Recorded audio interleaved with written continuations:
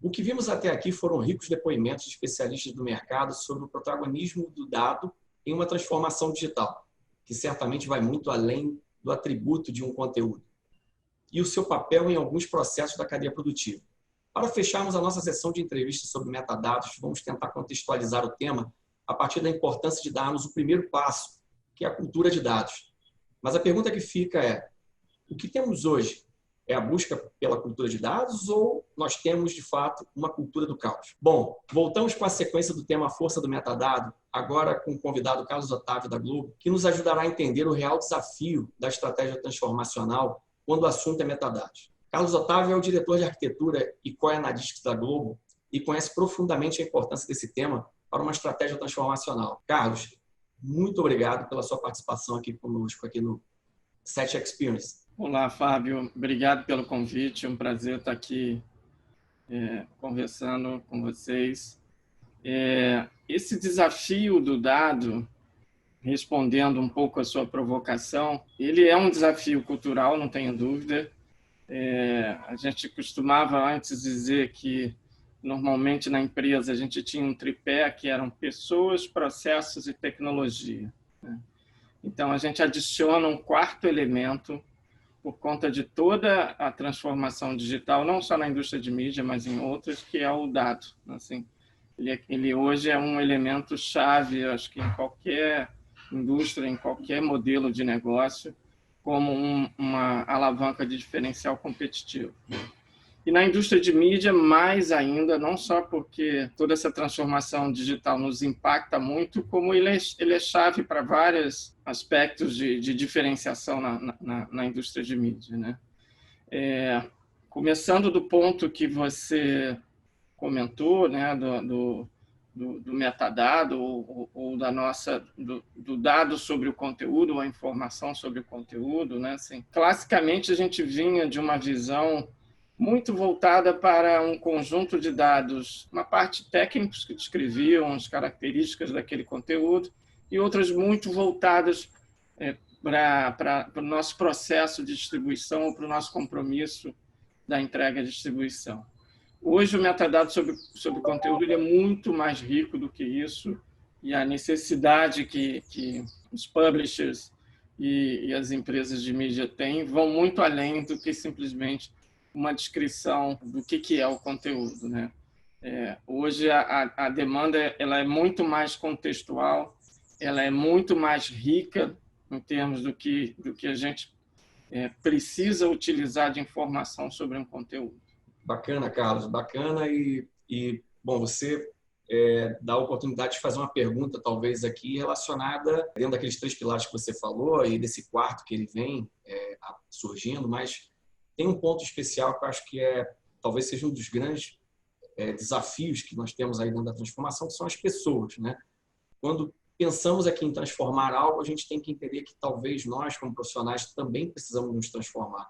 Como é que você vê isso, Carlos, dentro do desafio que hoje a gente vive na indústria da transformação e como você enxerga a questão da transformação que cada profissional tem que ter no momento de observar esses novos processos, esses novos desafios que nós temos pela frente? Quando a gente fala de ser data-driven, ele é uma cultura, né? Ele não é somente um conjunto de tecnologias, ele não é somente um volume de dados que você vai tratar, e ele requer uma gestão de mudança e uma gestão de mudança de cultura. Isso não é exclusivo do data-driven, né? Mas assim, vários dos processos e talvez uma das boas práticas de mudança de cultura passa por você sensibilizar as pessoas sobre a importância de usar o dado, sobre a importância do papel do dado na tomada de decisão, a importância do dado como um diferencial, engajar, existem várias formas, aí de fato treinar, capacitar e aí você ir para um estágio de uso e de evolução, né? Nessa linha, a gente tem trabalhado desde campanhas mesmo meramente informativas para criar essa sensibilização, né? Então, trazendo profissionais experts na área. A gente criou comunidade de dados, onde pessoas que já trabalham com dados possam falar sobre questões de dados, sobre problemas de dados, sobre artigos, usos, dúvidas, né? E a gente partiu também para o treinamento mais formal, a gente, especificamente no ambiente da academia digital, né, que a gente chamou do Data Lab, uma trilha de desenvolvimento específica para dados e analytics, né? E a visão que a gente tem é que trabalhar com dados é que nem você aprender uma nova língua. Primeiro, porque você não terá 100% das pessoas no nível máximo de fluência, porque isso não é necessário. Mas eu preciso que as pessoas tenham um entendimento básico da língua para que elas se comuniquem. A gente também criou outros mecanismos, né? Fóruns para discussões de temas específicos, times, né? E aí multidisciplinares no sentido de várias áreas da empresa, com diferentes backgrounds, mas envolvidos com o tema de dados, né? Agora, é uma jornada e, como qualquer cultura, não é de um dia para o outro. Leva um tempo para, efetivamente, você ter essa mudança de cultura. E, voltando na sua provocação inicial, ela só será um caos se não tivermos esse mindset de que são vários building blocks que a gente precisa colocar juntos para construir essa nova cultura. Como você enxerga, na sua ótica, como você vê a questão dos processos em relação à estratégia, quando você tem que unir uma cadeia produtiva onde você tem fluxos e processos de 30 anos muito bem consolidados a uma nova demanda, uma nova entrega, uma nova oferta que surge dentro desse contexto? 2 pontos, eu acho que eles são complementares, né? Assim, uma é que quanto mais próximo da origem, né? Quando eu digo da origem, do momento em que a informação ela pode ser criada, a gente captura o dado, melhor é para a cadeia, para o processo como um todo. Então, quando eu digo isso, assim, se eu defino, para falar de um metadado básico, né? Se eu defino um elenco, né? E tenho lá quais são os atores, enfim. Quanto mais próximo do momento dessa definição eu já alimentar na cadeia de produção essa informação, maior chance de eu ter maior qualidade naquele momento e maior chance eu tenho de multiplicar o valor da informação no resto da cadeia, porque ela já estará disponível mais cedo no tempo, né? Isso é fácil de falar, nem sempre é fácil de fazer. E aí que eu falo de ter uma dupla abordagem, e aí eu acho que a gente se beneficia da evolução da tecnologia, né? Hoje eu acho que com outras abordagens e com outras ferramentas, como o AI, por exemplo, a gente consegue preencher alguns desses gaps que eventualmente os processos colocaram. Mas acho que no estágio que a gente está da indústria não dá para abrir mão de uma abordagem ou de outra. E quando a gente vê as empresas que se destacam nessa questão de gestão de metadados, nenhuma delas apostou 100% em AI. Pode parecer controverso, né? Até vindo de uma pessoa que trabalha numa área que aplica a tecnologia, mas é o reconhecimento, primeiro, de que o estágio de maturidade, talvez colocando assim, das soluções de AI ainda precisa de complementos e ajustes, então não dá para ser 100% automatizado. Mas, ao mesmo tempo, reconhecendo o valor que ele pode ter no enriquecimento complementar a um tagueamento humano, a uma curadoria humana na montagem de uma ontologia. Esse binômio, né, de eu ainda contar com pessoas com experts, né, para complementar a visão de metadados, é o que tem feito empresas extraírem mais valor nessa visão de metadados, né? Mas você tem razão de que existe um desafio de processo e esse desafio é histórico, mesmo sem toda essa necessidade. E aí, já tocando no aspecto, esse é um dos desafios dos Media Asset Management.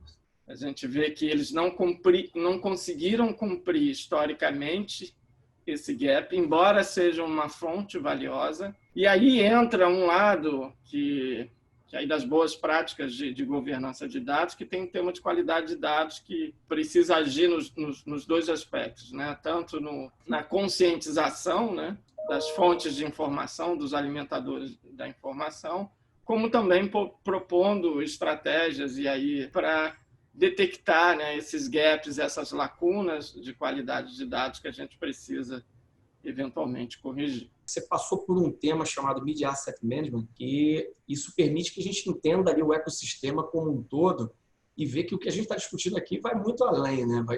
É um ponto que envolve toda a transformação digital, ela está transformando e está envolvendo todos, né? O Media Asset Management, né? O chamado MANS, né? Eles são os grandes orquestradores de uma cadeia de produção, né? Só que eles foram concebidos dentro de uma visão ainda tradicional, né? Até que ponto esse workflow está se comunicando com a nossa próxima realidade. Então, assim, olhando esse cenário, Carlos, podemos dizer que os fornecedores de MANS também precisam se adequar a essa transformação que estamos vivendo? Ou, na sua visão, esse tipo de controle ele é tão complexo que ele vai se dar através de uma complementação, que é exatamente no momento seguinte, o que vale mais a pena? É a gente revisitar, ou a indústria revisitar esse ponto, ou a gente vai ter alguns outros tipos de solução no mercado, como AI, usando qualquer outro tipo de solução, que vai fazer essa cola, né? E vai ajudar dentro desse processo. Se a gente tivesse há 6 anos atrás, né, eu acho que uma das grandes promessas dos Media Asset Managers era ser esse grande repositório dos metadados sobre o conteúdo e um pouco sobre o processo também,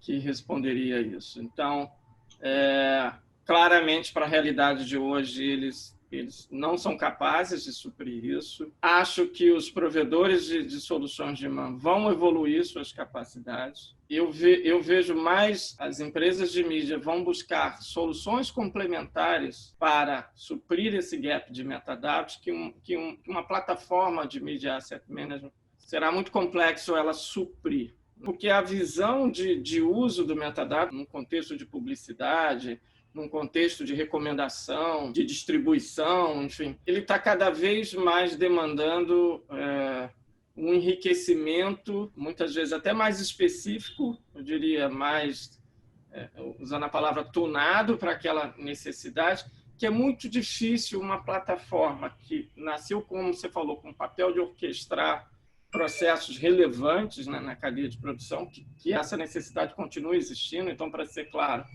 os Media Asset Management continuam cumprindo este papel, eles continuam cumprindo um papel importante de ser uma fonte de dados, de metadados, mas o que eu vejo são as empresas Disney, cito Netflix, né? Posso citar Liberty, posso citar Warner, investindo em plataformas de metadados, seja porque é difícil embutir tudo isso nessas outras plataformas, mas seja porque, pelas necessidades, como eu falei, mais específicas, né? É ali que eu crio ou depuro a minha taxonomia, é ali que eu crio a ontologia, ou seja, a relação dentro dessa taxonomia, é ali que eu posso aplicar de forma mais holística vários motores de AI ou modelos de AI para enriquecimentos mais específicos e mais direcionados para aquelas aplicações. E é ali que eu vou resolver, eventualmente, essas questões de ID. E garantir o mesmo ID em toda essa cadeia sempre foi um desafio. Eu resolvi isso num outro ambiente, né? Imaginando que, na verdade, no fundo, eu não terei um ID único, eu terei uma resolução de identidade que me consegue qualificar que eu estou falando do mesmo conteúdo. E aí, este grau de riqueza possíveis, né, é nesse ambiente que isso se pretende que ele resolva, e não mais um Media Asset Management, que talvez seja melhor ele deixar ele com papel, que é super relevante, de orquestração desses vários processos, né? Esse enriquecimento maior ou esse outro uso num outro ambiente, né? Ou seja, temos aí uma clara mudança de uma arquitetura que antes era baseada e voltada para processos, e agora a gente tem uma arquitetura voltada para dados, né? Sim, ela muda completamente.